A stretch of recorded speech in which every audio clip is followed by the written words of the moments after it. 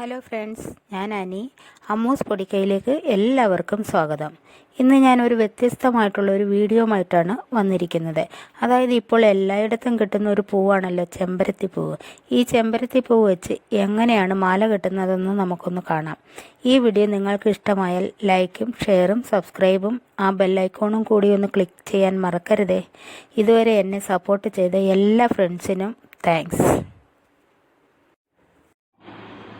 ഇനി ഈ ചെമ്പരത്തി പൂവ് വെച്ചിട്ട് നമുക്ക് എങ്ങനെയാണ് മാല കെട്ടുന്നതെന്ന് നോക്കാം.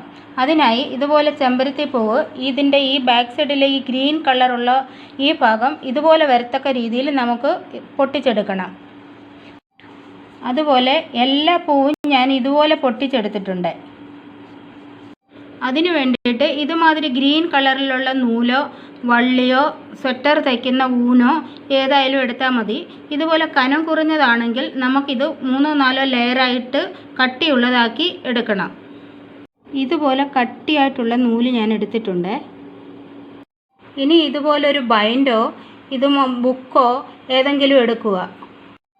എന്നിട്ട് ഈ നൂല് ഇവിടെ ഇങ്ങനെ വെച്ചിട്ട് ഇത് 2 ലെയറായിട്ട് നമുക്ക് ഇങ്ങനെ ചുറ്റണം.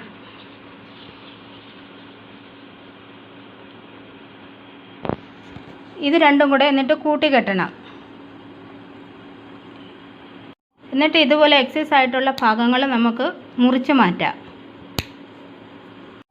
ഇത്രയും പൂവ് കെട്ടാൻ ആവശ്യമായ നീളത്തിൽ നൂലെടുക്കണം. ഇനി ഈ എടുത്ത നൂല് ഇതിനകത്തൂടെ ചുറ്റി ഇതിൻ്റെ അഗ്രഭാഗത്താക്കിയിട്ട് നമുക്ക് വീണ്ടും ഇതിനെ ഇങ്ങനെ ജോയിപ്പിക്കാം. എക്സസ് ആയിട്ടുള്ള നൂല് നമുക്ക് വെട്ടി മാറ്റാം. എന്നിട്ട് ഇത് 2 ലെയറായിട്ടാണല്ലോ നമ്മൾ ഈ നൂല് കെട്ടിയിരിക്കുന്നത്. അതിൽ ഒരു ലെയർ ഇങ്ങനെ മുകളിലോട്ട് പൊക്കിയിട്ട് ഒരു പൂവെടുത്ത് ഇതിനകത്തോട്ട് ഇങ്ങനെ വെച്ചിട്ട് ഈ നൂല് അതിൻ്റെ മുകളിലോട്ട് വെച്ച് പ്രസ് ചെയ്ത് പിടിച്ചതുകൊണ്ട് എന്നിട്ട് ഇതിൻ്റെ മണ്ടയിലൂടെ ചുറ്റി നമുക്ക് വലിച്ചെടുക്കണം. എന്നിട്ട് അടുപ്പിച്ച് കെട്ടി മുറുക്കി വെക്കണം. വീണ്ടും ഇതുപോലെ നമുക്ക് എല്ലാം കെട്ടിയെടുക്കണം.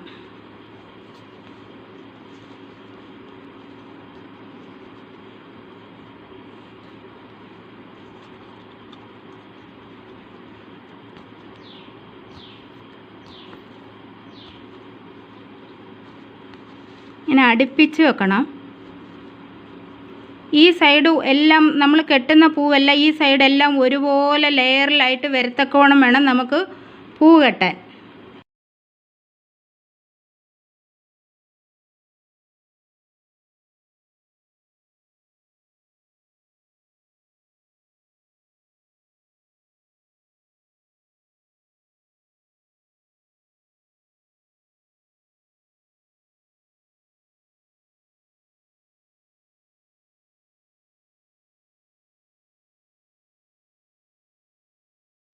ഇതുപോലെ എല്ലാം ഒരേ ലെയറിൽ ഞാൻ കെട്ടി എടുത്തിട്ടുണ്ട്.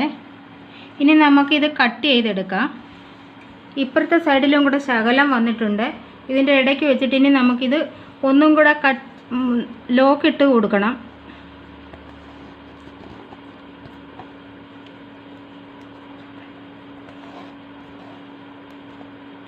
എന്നിട്ട് ഇതിൻ്റെ ഇടയ്ക്ക് വെച്ച് നമുക്ക് മുറിച്ചെടുക്കാം. ബാക്കി വരുന്ന ഈ നൂല് വെച്ച് ഒന്നും കൂടെ മുറുക്കി കെട്ടാം.